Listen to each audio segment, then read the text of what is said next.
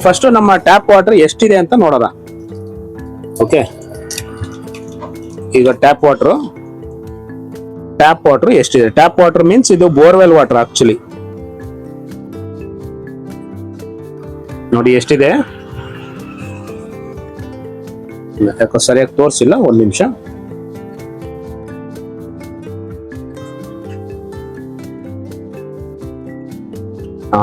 ಈಗ ತೋರಿಸ್ತದೆ ನೋಡಿ, 488 ppm ಅಂತ ಹೇಳ್ತೀವಿ. ಓಕೆ, 488 488. ಇದು ನಮ್ಮ ಹಾಯ್, ನನ್ನ ಹೆಸರು ಹರೀಶ್ ಅಂತ. ನೀವು ನೋಡ್ತಾ ಇರಾ ಅಕ್ವಾಬ್ಲೇಜ್ ಯೂಟ್ಯೂಬ್ ಚಾನಲ್. ಇವತ್ತು ನಾನು ನಿಮಗೆ copper pearl water purifier assembling video ತುಂಬಾ ಎಲ್ಲ ನೋಡಿದ್ರ, ಬೇರೆ ಬೇರೆದೆಲ್ಲ ನೋಡಿದ್ರ. ಅದರಲ್ಲಿ ಹೆಂಗ್ ವರ್ಕ್ ಆಗತ್ತೆ ಅನ್ನೋದು ಈ ವಿಡಿಯೋದಲ್ಲಿ ತೋರಿಸ್ತೀನಿ. ಯಾಕಂದ್ರೆ ಇದೇನಿದೆ ಕಾಪರ್ ಪರ್ಲ್, ಇದರಲ್ಲಿ ಸಿಸ್ಟಮ್ ಹೆಂಗ್ ವರ್ಕ್ ಆಗುತ್ತೆ, ವಾಟರ್ ಕನೆಕ್ಷನ್ ಎಲ್ಲಿಂದ ಹೋಗಿ ಎಲ್ಲಿಂದ ಬರುತ್ತೆ, ವಾಟರ್ ಫ್ಲೋ ಹೆಂಗಿರುತ್ತೆ, ಅದನ್ನ ಈ ವಿಡಿಯೋದಲ್ಲಿ ಫುಲ್ ಡೀಟೇಲ್ ತೋರಿಸ್ತೀನಿ. ಇದೆ ನೋಡಿ copper pearl water purifier. Open ಮಾಡಿದೆ ಇದರಲ್ಲಿ. ಓಕೆ, ಇದು ಓಪನ್ ಮಾಡಿದೆ, ಔಟರ್ ಬಾಡಿನ ಓಪನ್ ಮಾಡಿದೆ. ಇದು ಟಾಪ್, ಇದು ಇಂಡಿಕೇಶನ್ ಇರುತ್ತೆ, ಪ್ರೊಸೆಸ್ ಪವರ್ ಅಂತೇಳಿ. ಇದು ಫ್ಲೋಟ್ ಸ್ವಿಚ್, ಇದು ಔಟ್ಪುಟ್ ನೀರು ಬರುವಂತದ್ದು ಟ್ಯಾಂಕಿಗೆ ಬೀಳೋದು. ಓಕೆ, ಈಗ ನೋಡಿ ಇದರಲ್ಲಿ ಏನೇನಿದೆ ನೋಡ್ಕೊಳ್ಳಿ ಎಲ್ಲ. ಒಂದು ಪಂಪ್ ಇದೆ, ಒಂದು SMPS, ಒಂದು SV, ಇದೆಲ್ಲ ಎಲೆಕ್ಟ್ರಿಕಲ್ ಪಾರ್ಟ್. ಇದು ಬಿಟ್ರೆ ಫ್ಲೋಟ್ ಸ್ವಿಚ್, ಮೇಲ್ಗಡೆ float switch on and of ಆಗೋದು, ಮತ್ತೆ UV ಚೇಂಬರ್ ಇದೆ. ಇದರಲ್ಲಿ ನಿಮಗೆ ಸೆಡಿಮೆಂಟ್ ಕಾರ್ಬನ್ ಮೊದಲಿಗೆ ಬರೋದು, ಸೆಡಿಮೆಂಟ್ ಕಾರ್ಬನ್ ಅಂತ ಬರುತ್ತೆ. ಫಸ್ಟ್ ನಾವು ಕಾರ್ಬನಿಗೆ ಕೊಟ್ಟಿದ್ವಿ, ಅದಾದ್ಮೇಲೆ ಸೆಡಿಮೆಂಟ್ ಬರುತ್ತೆ. ಸೆಡಿಮೆಂಟ್ ಇಂದ SV ಕನೆಕ್ಷನ್ ಹೋಗಿದೆ, SV ಇಂದ ಪಂಪಿಗೆ ಬಂದಿದೆ, ಪಂಪ್ ಇಂದ ಬಂದು ಇಲ್ಲಿಂದ T ಕನೆಕ್ಷನ್ ಆಗಿ ಒಂದು TDS ಕಂಟ್ರೋಲರ್ ಕೊಟ್ಟಿದೆ, UV ಚೇಂಬರ್ಗೆ ಬರುತ್ತೆ. ಇದು ಯಾವಾಗ್ಲೂ ಕ್ಲೋಸ್ ಆಗಿರುತ್ತೆ TDS ಕಂಟ್ರೋಲರ್. ಇನ್ನೊಂದು ಪೈಪ್ ಬಂದು ಇಲ್ಲಿಂದ ಮೇಲ್ಗಡೆ ಬಂದು RO ಮೆಂಬ್ರೇನಿಗೆ ಬಂದಿದೆ, ಪಂಪ್ ಇಂದ RO ಮೆಂಬ್ರೇನಿಗೆ ಬರುತ್ತೆ ಇಲ್ಲಿ. ಓಕೆ, ಈ RO ಮೆಂಬ್ರೇನಿಗೆ ಬಂದ ಮೇಲೆ ಇಲ್ಲಿಂದ ನಿಮಗೆ ಪ್ಯೂರಿಫೈಡ್ ವಾಟರ್ ಡಿವೈಡ್ ಆಗುತ್ತೆ. ಇದರಲ್ಲಿ ಮೇಲ್ಗಡೆ ಇರುವಂತದ್ದು, ಯಾವಾಗ್ಲೂ ಮೇಲ್ಗಡೆ ಇರುವಂತದ್ದು ವೇಸ್ಟೇಜ್ ವಾಟರ್ ಇರುತ್ತೆ. ಇದು ಬಂದು ಪ್ಯೂರಿಫೈಡ್ ವಾಟರ್ ಕೆಳಗಡೆ ಇರೋದು. ಇದು ಬಂದು FR ಕನೆಕ್ಷನ್ ಆಗಿರುತ್ತೆ. ಒಳಗಡೆ ಇದೆ ಅಲ್ಲಿ FR ಅಂತ ಹೇಳಿ, ಫ್ಲೋ ರೇಟ್ ಅಂತ ವೈಟ್ ಕಲರ್ ಇದೆ ನೋಡಿ, ವೈಟ್ ಕಲರ್ ಒಂದು FR ಅಂತ ಇದೆ, ಅದು ಹೋಗುತ್ತೆ. ಇದು ಪ್ಯೂರಿಫೈಡ್ ವಾಟರ್ UV ಚೇಂಬರ್ಗೆ ಬರುತ್ತೆ.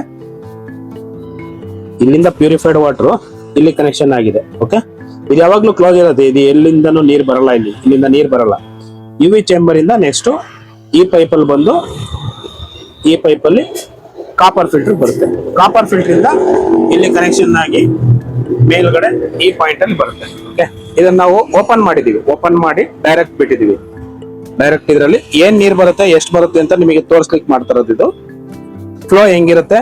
ಮತ್ತೆ ಇನ್ನೊಂದು ಇದ್ರಲ್ಲಿ ನೋಡಿ, ಇದರಲ್ಲಿ ಇನ್ಪುಟ್ ಮೇಲ್ಗಡೆ ಇರುತ್ತೆ, ಸಿಂಟೆಕ್ಸ್ ನಲ್ಲಿ ಕನೆಕ್ಷನ್. ಇದು ಬಂದು output reject water, FR connection ಆಗಿರುತ್ತಲ್ಲ ಆ ಪೈಪ್. ಕನ್ಫ್ಯೂಸ್ ಆಗ್ಬಿಡಿ, ಒಳಗಡೆ FR ಹಾಕಿದೆ, ಒಳಗಡೆ FR ಇದೆ. ಈ ವೇಸ್ಟೇಜ್ ವಾಟರ್ ತಗೊಂಡ್ಬಂದು ಇಲ್ಲಿ ಕೊಟ್ಟಿದ್ದೀವಿ. ಇದು ವೇಸ್ಟೇಜ್ ವಾಟರ್ ಈ ಪೈಪಲ್ಲಿ ಬರೋದು, ಈ ಪೈಪಲ್ಲಿ ಬರೋದು ಪ್ಯೂರಿಫೈಡ್. ಇನ್ಪುಟ್ ಏನ್ ಕನೆಕ್ಷನ್ ಕೊಟ್ಟಿದೆಯಲ್ಲ, ಇದು ವಾಲ್ ಇದೆ, ಇಲ್ಲೊಂದು ವಾಲ್ ಇದೆ ನೋಡಿ, ಡೈವರ್ಟ್ ವಾಲ್. ಇದು ನಲ್ಲಿ ಕನೆಕ್ಷನ್ ಇಂದ ಇದಕ್ಕೆ ಕನೆಕ್ಟ್ ಆಗಿದೆ. ಇದೀಗ ಆನ್ ಅಲ್ಲೇ ಇದೆ. ಓಕೆ, ಈಗ ನೋಡಿ ವೇಸ್ಟೇಜ್ ಮತ್ತೆ ಪ್ಯೂರಿಫೈಡ್ ವಾಟರ್ ಅಲ್ಲಿ ಹೆಂಗ್ ಬರುತ್ತೆ ಅಂತ ನೋಡಿ. ಸ್ವಿಚ್ ಆನ್ ಮಾಡ್ತಾ ಇದ್ದೀನಿ.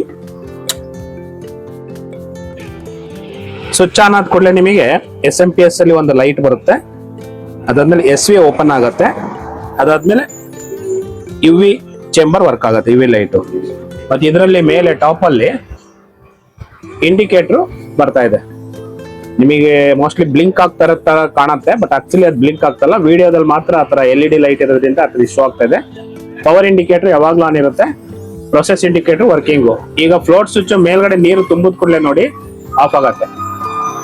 ಇದ್ರಲ್ಲಿ ಬರ್ತಾ ಇದ್ದಿದ್ದು ಫ್ಲೋನು ಬಂದಾಯ್ತು. ಈಗ ಕೆಳಗಡೆ ಬಿಟ್ಟೆ ಆನ್ ಆಗಿದೆ. ಇದು ನೋಡಿ ನಿಮಗೆ ಹೇಳಿದ್ನಲ್ಲ, ಕಾಪರ್ ಫಿಲ್ಟರ್ ಇಂದ ಫೈನಲ್ ಆಗಿ ಬರ್ತಾ ಇರೋಂತ ಪ್ಯೂರಿಫೈಡ್ ವಾಟರ್. ಇದೇ ಪ್ಯೂರಿಫೈಡ್ ವಾಟರ್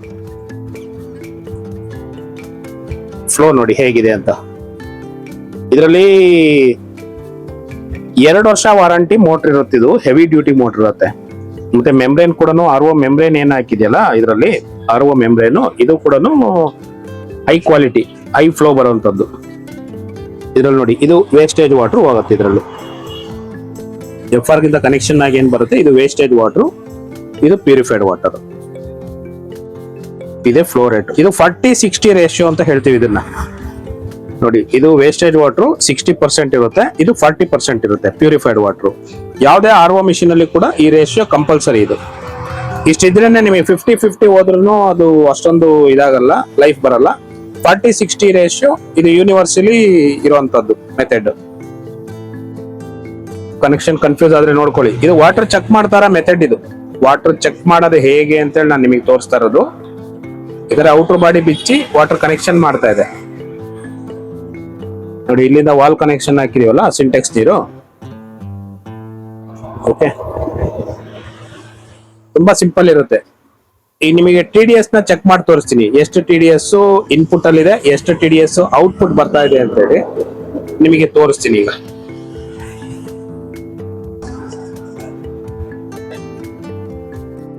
ಇದು ನೋಡಿ TDS ಮೀಟರ್ ಇದು. ಓಕೆ, ಈಗ 0 ಇದೆ.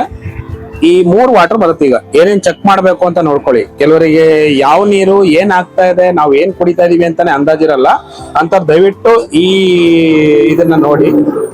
ಇದು ನಲ್ಲಿ ನೀರು, ಇದು ಬರ್ತಾ ಇರೋದು ಪ್ಯೂರಿಫೈಡ್ ವಾಟರ್, ಇದು ಬರ್ತಾ ಇರೋದು ವೇಸ್ಟೇಜ್ ವಾಟರ್. ಕರೆಕ್ಟ್ ಪಾಯಿಂಟ್ ನೋಡ್ಕೊಳ್ಳಿ. ಇದು ಟ್ಯಾಪ್ ವಾಟರ್, ನಮ್ಮ ರೆಗ್ಯುಲರ್ ಟ್ಯಾಪ್ ವಾಟರ್. ಈಗ ಫಸ್ಟ್ ನಮ್ಮ ಟ್ಯಾಪ್ ವಾಟರ್ ಎಷ್ಟಿದೆ ಅಂತ ನೋಡೋಣ. ಓಕೆ, ಈಗ ಟ್ಯಾಪ್ ವಾಟರ್ ಎಷ್ಟಿದೆ. ಟ್ಯಾಪ್ ವಾಟರ್ ಮೀನ್ಸ್ ಇದು ಬೋರ್ವೆಲ್ ವಾಟರ್ ಆಕ್ಚುಲಿ. ನೋಡಿ ಎಷ್ಟಿದೆ, ಯಾಕೋ ಸರಿಯಾಗಿ ತೋರಿಸಿಲ್ಲ, ಒಂದ್ ನಿಮಿಷ.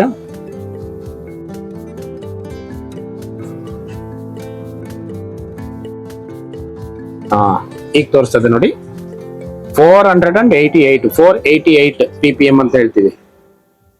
ಓಕೆ, 488 488.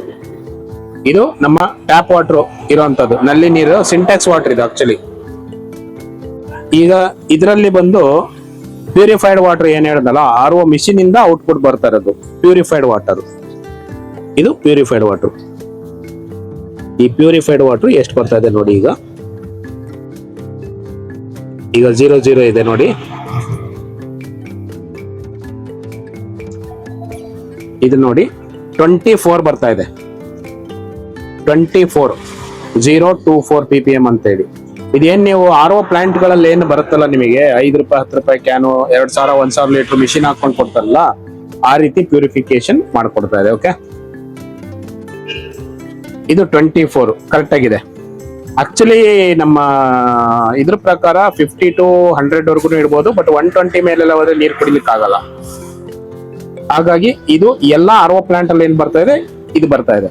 ಇದರಲ್ಲಿ ಇನ್ನು ಬೇಕು ಅಂದ್ರೆ ನಿಮಗೆ TDS ನ ಎನ್ಹಾನ್ಸ್ ಮಾಡಬೇಕು, ಜಾಸ್ತಿ ಮಾಡಬೇಕು ಅಂದ್ರೆ ಒಂದು TDS ಕಂಟ್ರೋಲರ್ ಲೂಸ್ ಮಾಡಬಹುದು.